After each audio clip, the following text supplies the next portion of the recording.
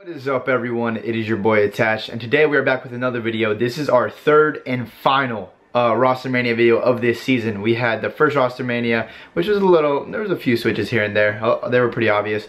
The second ROSTERMANIA, which was kind of a few surprises that no one really expected, and then the third one, which happened, which people kind of expected, but these were more like the high profile trades, like really big name players, really big name organizations, trading players. So this ROSTERMANIA, this third episode and third and final episode of the season, because May 7th, yesterday I think, was actually the cutoff date for roster lock. So you had to have your rosters sent in to the people over at MLG, and they will be just like locking in the rosters, because that is your roster. The team you have now, the 4 players on your team, on your organization right now, will be the players that you need to go to the next 3 tournaments with. So stage 2 playoffs, or stage 2, if you're in stage 2, that's your team. And MLG Anaheim, that's your team. CWL Champs, Call of Duty Championships, that is your team. So rosters are completely locked. You will not see any more changes for the remainder of the season. And yeah, so I'll give you guys the updates on the ROSTERMANIA, give you guys some of my thoughts and opinions on these new teams, on the plays and swaps that did end up happening. And I'm also going to touch on one thing that has been going around the COD community. It has to do with TK and the methods trade. I honestly don't know much about it, just some words that I've been seeing, just some posts and articles I've seen from it. So things get interesting in the community. So our first and main move was the Luminosity Gaming and Optic Gaming trade. They traded they traded Formal for Octane. So Formal is now on Luminosity and Octane is on Optic Gaming. So that was just like the straight up trade that happened. And I've played Optic Gaming, and they've been playing really, like, we played on their first day, so obviously they weren't like super amazing because it's their first day. Like, they're still getting used to playing with each other. But ever since then, they've been dominating teams in the scrims. I saw they played at United, they beat them like 8-0. They played at EG yesterday, beat them like 5-3 or like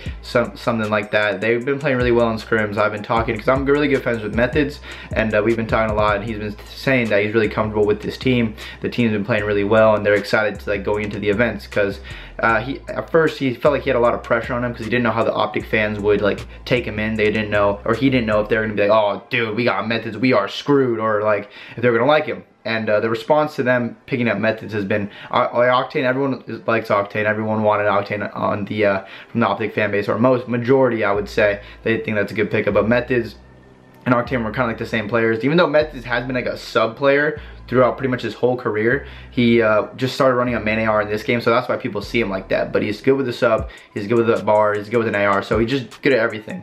So I think it has been a very good pickup for Optic, and I think that team will actually do a lot better than some people expected. But Methods and Octane have been streaming a little bit. They've been getting insane amounts of viewers, and they've also, Methods started doing YouTube more so. He's uploaded a few videos. His channel's we're just type in Optic Methods, and you'll find it, Methods with the Z. And yeah, he's been uploading a few videos. Go check him out. But they've been killing it, like, with all the support. And they actually streamed scrims yesterday, had up to like 12,000 viewers, which is just absolutely insane. Some people say COD is dead. COD's not dead, because literally a COD team just picked up 2 players, and like Octane used to stream, and he would average 50 to 100 viewers. This is not like a roast or anything. He averaged 50 to 100 viewers. Joined Optic, his first stream back at like 3 a.m. he had 3,000. So it's like, it just shows that there's still people that care about Call of Duty and care about the players and care about the organizations. Most of them are Optic fans, but still, they're still in the Call of Duty community supporting new players. And it's pretty awesome to see new faces like Octane and Methods join Optic, because they are younger players in the community. I think Sam's like 19 or 20, something like that, I think. And Methods is also 19 or 20, or no, I think he's 20, gonna turn 21 soon. But it's still like new faces, and like people, they had like a decent following, but they weren't like Karma or Formal. Like when they joined Optic, Karma and Formal are already like pretty big names in the community. Methods and Octane are pretty big names, but they didn't have like tons of followers already. So it's pretty cool to see some people that I've teamed with before and I've come up with join Optic Gaming and kill it over there. And then the Luminosity trade. So yeah, like I said, it was Formal for Octane, Formal now on LG. I think they're gonna be nasty over at LG, just because I feel like Formal and Octane are very similar. I think Octane probably has the best AR shot in the game, but I mean, when Formal's on point, like Formal's shot is not that, Formal shot, he has a nasty shot too. Like when he's on point, he has one of the best shots in the game too. So I feel like that trade is just kind of like a straight up trade. Like I think it was mostly done just because the vibes on the teams, like some people weren't getting along on some teams, so they just needed to trade and like get someone new on the team, a new face, and then also someone that's just as nasty. So I feel like the trade is pretty even in the AR perspective. I think Octane has been a little bit better in this game, but whenever Formal gets traded or released or something like that, you make a team change happens, he starts like, he has already been grinding, but he like goes to a whole new level, and I think teaming with JCab and stuff will, and that team right there will really benefit him. So I feel like both teams honestly probably did get better.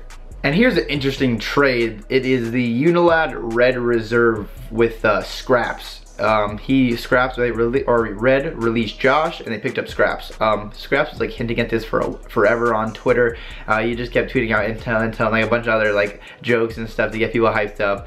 And but Scraps has been killing it over the past few months. He was actually in my division, Division B of Season 1, and he played really well. I mean, his team didn't do so hot. Like, they could have very easily qualified for playoffs. They could have very easily qualified. They choked a few games, and obviously 1 or 2 matches what costed him a playoff spot. But he's been putting a lot of work. He's been doing well, so he got a chance on one of the, I would say, the top European teams. Or probably, I feel like, yeah, probably Red's been the best or most consistent European team throughout the year so far. So I'm gonna call them the best European team at the moment. And then with Scraps, I think they're gonna be nasty. But I mean, it'll be really hard to tell. Obviously, they are in Division A now, and we will be playing against them, and we're gonna be playing against them very soon. So I guess we will really see how that trade transitions. But Scraps a beast. Everyone on Red is really good. So yeah, shouts out to Trey as well for letting me wear that Gucci jacket at playoffs again. But yeah, I think that team's gonna be very nasty. The only thing is, I don't know where Josh is going, and I don't know what Splice is doing. I don't know if I missed an announcement or anything yet, but I'm guessing because Splice actually released Tommy.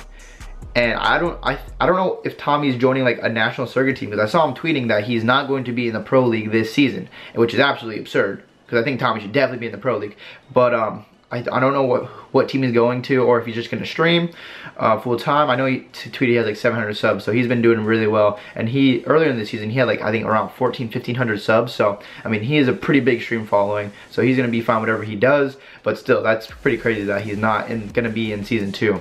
And then Splice, I don't know if they picked up Josh, because I know Josh got released from Red, and I don't know what he's been. I haven't seen an announcement from him. Splice, they haven't really said anything either. It's still Mad Cat, Bance, and Jerd. I don't know who their fourth is going to be. I'm guessing Josh, just because I haven't seen an announcement. And I mean, the roster lock was on May 7th, but I may have just missed it. So if you guys know the announcement, just put it in my comments, please, because I actually seriously do not know the Splice roster right now. And then we got Karma. Karma was released from Optic Gaming, and he will just be streaming full time. He announced it after they did Division. He turned his stream on, had like 20,000 viewers, and he just had a black screen because he just got finished with like a 20-hour stream or something, and hopped back on just to do this little announcement, or just kind of talk to the people, let them know what's going on. And he said he will be taking the remainder of World War II off and just streaming, which I think he's going to stream. He's going to do really well. And if he blows up huge, I don't think he'll come back. But I do think he's gonna he's obviously gonna do well. He's already up to 1,000 subs in like a week or like 5 days of just streaming. And he said he's been having a lot of fun just playing other games and streaming, and he really enjoys it, which is good. But I think he will end up coming back in Black Ops 4. I feel like because he's in Black Ops 2 and Ghost, he was like one of the best players like that you watch. He was just easily one of the best. And then he got put on with this team, and his stats haven't been as good. He hasn't been able to do it, like play how he kind of feels comfortable doing. Obviously, they're one of the best teams ever, the old Optic team.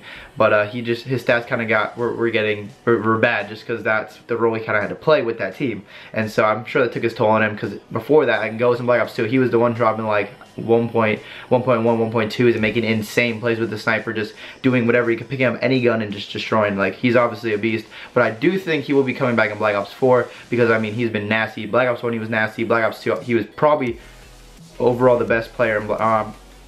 He was at times the best player, but then obviously the Cole came around, so that was kind of hard to beat Cole. But he was definitely one of the best players at times in Black Ops 2. So I definitely think he'll be coming back for Black Ops 4. And I mean, it's Black Ops 4, dude.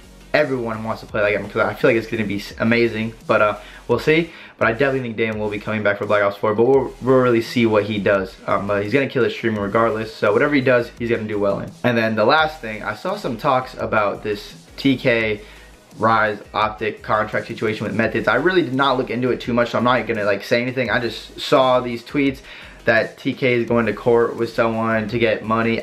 Like, that's really all I got from it. So I really don't know. I think there's been a few articles posted. I honestly didn't really care enough to read up into it, but I'm sure when all that stuff gets resolved, there will be videos and articles posted, so I'll see then.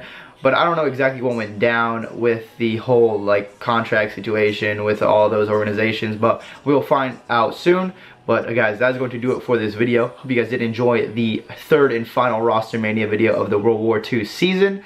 Thank you all for watching. I will see you guys in the next one. The next video will be posted tomorrow. It's actually an amazing video. It's I'll tell you what it is right now. It's a video versus our FaZe team versus Optic Gaming, the old Optic Gaming, and it shows all of our matches, like highlights from all of our matches, just because like we had so many close matches with them. Well, at times we destroyed them, and at times they destroyed us. Like, that's just gonna happen. But most of the time the matches were insanely close. So that video is gonna be pretty awesome. Make sure you check it out tomorrow. But thank you all for watching. If you made it to the end, I will see you in the next one. As always, my name is Attach, and I'm out. Peace.